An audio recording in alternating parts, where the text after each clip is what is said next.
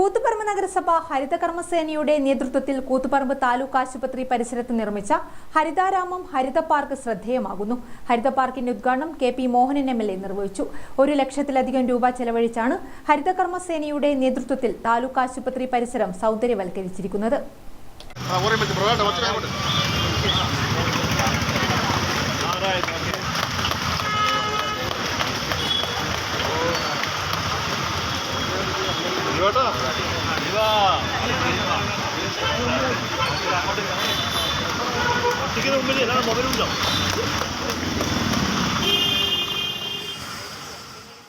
കൂത്തുപറമ്പ് താലൂക്ക് ആശുപത്രി പരിസരത്ത് പുല്ലുകളും വിവിധ തരത്തിലുള്ള ചെടികൾ വച്ചുപിടിപ്പിച്ചും ഇരിപ്പിടങ്ങളും വൈദ്യുത അലങ്കാരങ്ങളും ഒരുക്കിയും എല്ലാവരെയും ആകർഷിപ്പിക്കുന്ന തരത്തിലാണ് ഹരിതകർമ്മസേനയുടെ നേതൃത്വത്തിൽ ഹരിതാരാമം സജ്ജമാക്കിയിരിക്കുന്നത്. 1 ലക്ഷത്തിലധികം രൂപ ചിലവഴിച്ചാണ് ഹരിതാരാമം ഒരുക്കിയിരിക്കുന്നത്.